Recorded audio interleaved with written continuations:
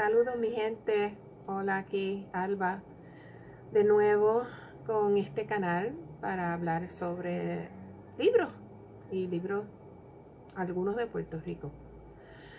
Hello, Happy New Year, here again, Alba, talking about books. And today, I'm going to talk about the book Postscript 2018 tag. And I consider myself tagged by Elena over at Elena. Let me see if I don't. Makridina. Elena Makridina. Check out her channel. But the original tag was from Adam at mementomori. So let's get right down to it really fast because I have a lot of things to do. What was the longest book you read this year, and the book that took you the longest? Now, the longest book that I read this year was Parting the Waters, part one of the Taylor Branch's trilogy, and it clocks it at 922 pages. Now, I have to admit, I have to confess that I first read this book in audiobook form. And then I picked up the second one, which clocks in at 613. Now this one, since I did the audiobook on this one because I didn't have the physical one at the time. I had the physical copies of parts 2 and 3 of the trilogy. And when I realized, I also got the audiobook for this one, and I started listening to it and reading at the same time, and I realized that the audiobooks were abridged. And I said, wait a minute, I have to find that first book because I don't know how much I missed.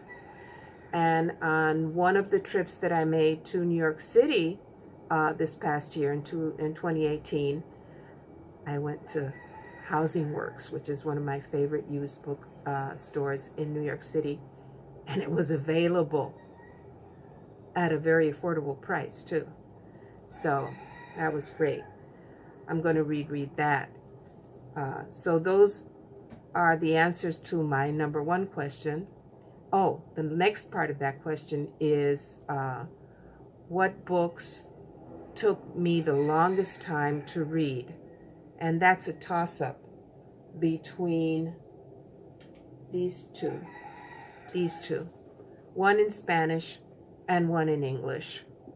Sabrás que te quiero, which is a historical novel about Puerto Rico around the time of the Spanish-American War, 1898. Took me a long time. We'll talk about this later. And this one, which I just finished. My last book of nonfiction November. Grueling experience. We'll talk about this in another video. Took me a long time. Almost a month. And this one also. Almost a month to finish. The next question is a book that you read in 2018 that was outside of your comfort zone. And that has to be Karl Marx, El Capital. I have this one in the Spanish edition from, I got this in my favorite bookstore, El Candil.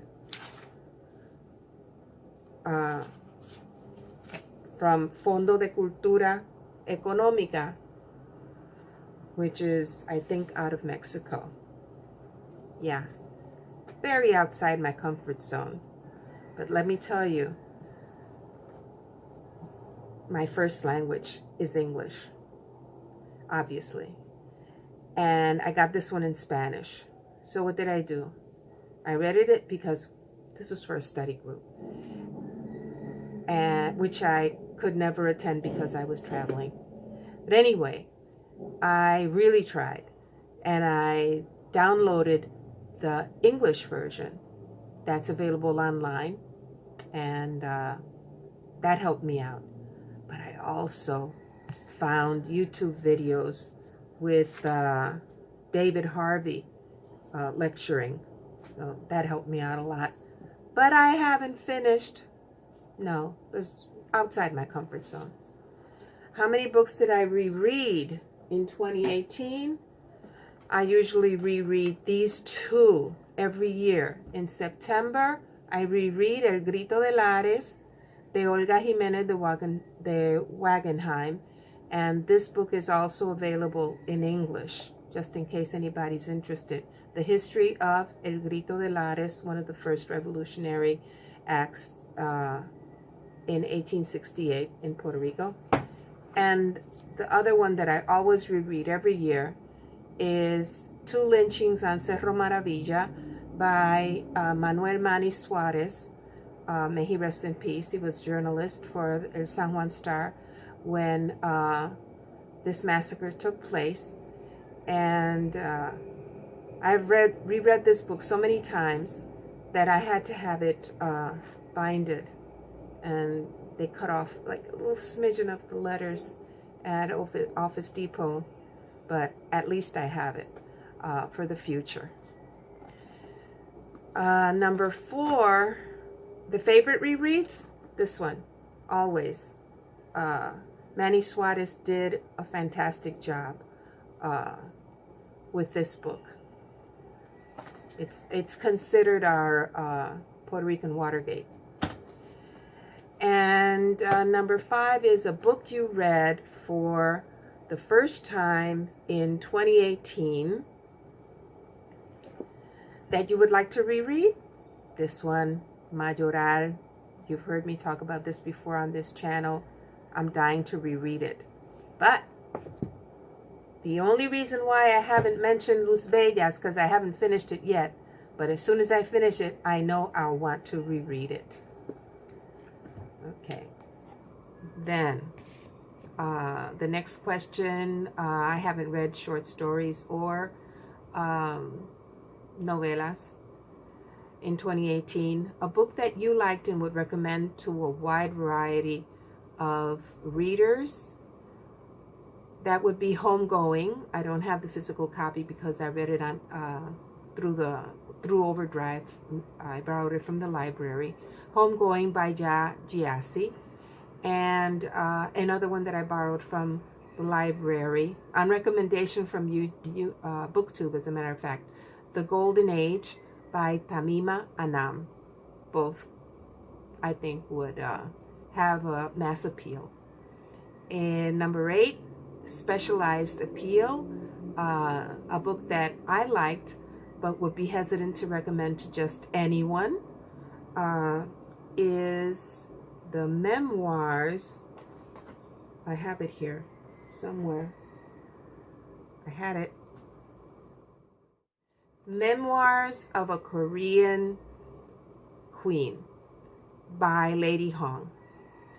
I would be hesitant to recommend this to just anyone because of the theme. It's about the horrific decision. I have this in my reading log. I always jot down stuff about what I've read.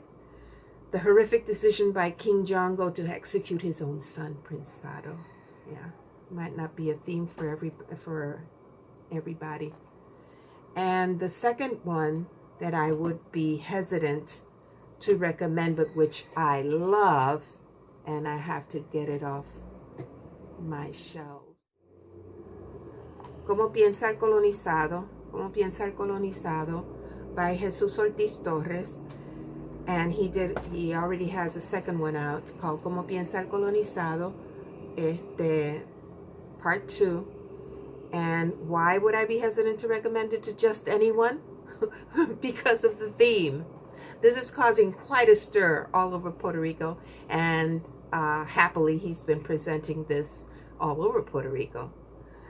This is about how colonization manifests itself. It's a book of caricatures, and it caricatures our experience here in Puerto Rico as a colony. And then number 9, reflect on your bookish content. On my year as a bookish content creator, well, I just started, so there's very little to reflect upon. I'm very happy to have started, just overcoming that first anxiety of starting a channel. I'm sure that there'll be other situations which will cause me anxiety. It's already started. For example, finding the time to do this, and the technology involved, and how to do reviews. But I have enjoyed BookTube so much that I wanted to become a part of it. And I certainly appreciate the community. I am learning so much. I don't have a favorite video yet that I've made, but I have certainly seen some fantastic content from everybody in the community. So I'm just thankful that I found you guys, and I'm looking forward to 2019.